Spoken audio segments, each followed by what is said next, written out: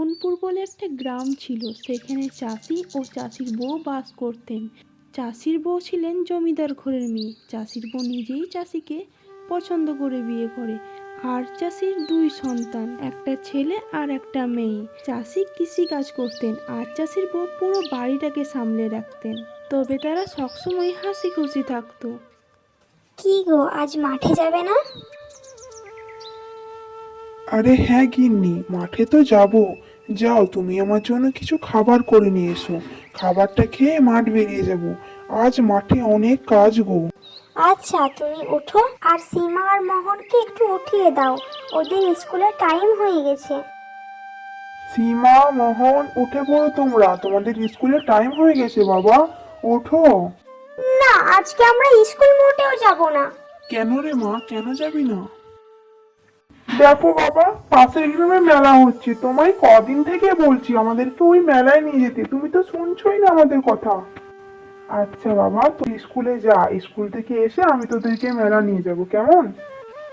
সত্যি বলছো তো? তবে স্কুল যাব, না হলে কিন্তু আজ স্কুল যাব না। আচ্ছা বাবা, যাবো, বলছি তো যাবো। মা, তোমার হাতে রান্নার জবাব হয় না। এত সুন্দর আর সুস্বাদু খেতে। সত্যি তোমার হাতে না জাদু আছে। অনেক টাকামো হয়েছে, চলো, স্কুলের টাইম হয়ে গেছে, তোমাদেরকে স্কুলে ছেড়ে আমাকে আবার মাঠে যেতে হবে। আমার বাচ্চাগুলো আমার প্রশংসা করছে বলে তোমার রাগ হচ্ছে বুঝি? আর রাগ করে কি করবে? তুমি তো রান্না করতে পারো না গো যে তোমার প্রশংসা করবে। এই যে শোনো, আমি রান্না করতে পারি না এটা না, আমি ইচ্ছে করে করি না। তাহলে কি আমার হিংসে করে রান্না করছো না তুমি?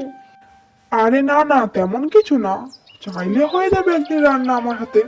তুমি সত্যি বলছো তুমি রান্না করে খাবে আমাদেরকে? হ্যাঁ, কেন খাবো না? আর হ্যাঁ, আমি রান্না করব, তবে আমার প্রশংসা করতে হবে কিন্তু। রান্না না করে খাওয়ালে প্রশংসাটা করব কি করে শুনি? আগে খাওয়াও না, তারপর দেখো কত প্রশংসা করি তোমার। বাবা বাবা, তুমি আমাদেরকে রান্না করে খাবে? ও কি মজা, কি মজা!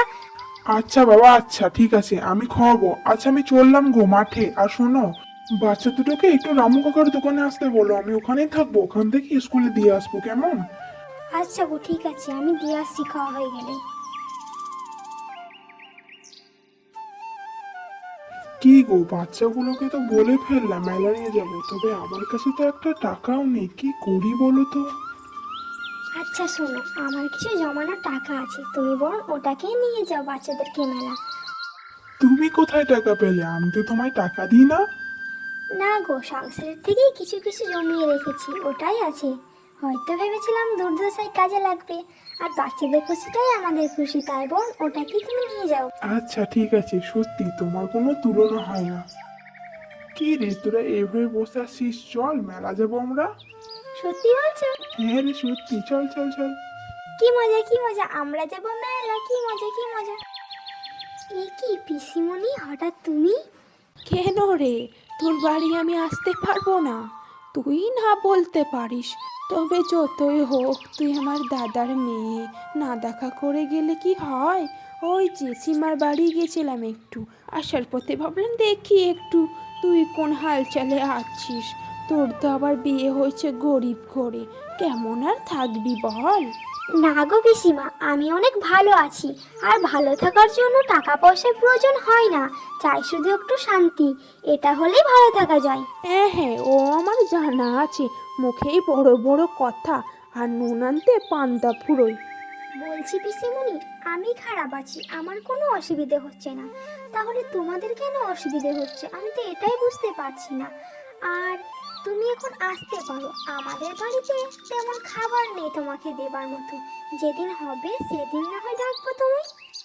হ্যাঁ হ্যাঁ হ্যাঁ, তোর বাড়িতে আমি খেতে আসিনি রে, যাই, আমার আবার অনেক কাজ আছে। বলেছিলাম দিন রাত চাষে জল না ঘাটতে। এত পরিশ্রম করলে তো নিজের ক্ষতি হবে, দেখো তো কেমন তোমার নিজের ক্ষতি হয়ে গেল। গিন্নি, না করলে সংসারটা চলবে কিভাবে বলো? তাই বলে নিজের খেয়াল রাখবে না, শুধু আমাদের কথা ভাবলেই চলবে? তোমার শরীর খারাপ হলে পরে কি হবে একবারও ভেবেছো? আজ 3 দিন হয়ে গেল বাড়িতে কিচ্ছুটি নেই, না আছে চাল না আছে গম। তাহলে আমি রান্না করে বাচ্চাদের সামনে দেবো কিভাবে বলো? আচ্ছা ঠিক আছে, আমি উঠে বাজারে যাই, বুঝলে, দেখি কিছু উপায় পাচ্ছি নাকি। আরে থাক, তোমাকে আর শরীর খারাপ নিয়ে উঠতে হবে না। বাবার বাড়ি থেকে যে কাঁসার বালতির ঘড়াগুলো দিয়েছিল, ওগুলোকে আমি পাশের বাড়ির বৌদিকে বিক্রি করেছিলাম। বেশ কিছু টাকা হয়েছে। টাকাটা দিয়ে বাজার থেকে তোমার জন্য ওষুধ কিনে নিয়ে এসেছি। এ নাও, ওষুধটা টেবিলের মধ্যে রাখা আছে, তুমি খেয়ে নাও। আর বেশ কিছুদিন চলেও যাবে সংসারটা, তোমাকে নিয়েও তো ভাবতে হবে না। আর সুস্থ হয়ে গেলে নিজে একটু খেয়াল রাখবে। তোমার যদি কিছু হয়ে যায় তাহলে আমাদের খেয়াল কে রাখবে? অতিরিক্ত কোনো জিনিসই ভালো নয় গো। আস্তে আস্তে কাজ করবে, যাতে আমাদের সুখের সংসারটা বেশ ভালোই কেটে যায়। সত্যি, তোমার মতো যদি ঘরে ঘরে এরকম বউ হতো, তাহলে আর এই অশান্তিটা হতো না স্বামী স্ত্রীর মধ্যে। তোমার মতো বউ পেতে ভাগ্য দরকার। ঠিক আছে, আমি একটু একটু সুস্থ হয়ে গেছি, আমি একটু মাঠে যাই। এই, একদম মাঠে নাম করবে না।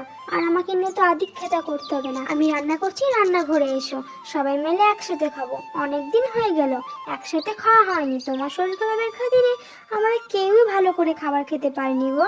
তাই বলি রান্নাঘরে এসো, আমি রান্না করছি তোমার পছন্দের খাবার। আচ্ছা আচ্ছা, আমি এক্ষুনি যাচ্ছি, তুমি চলো।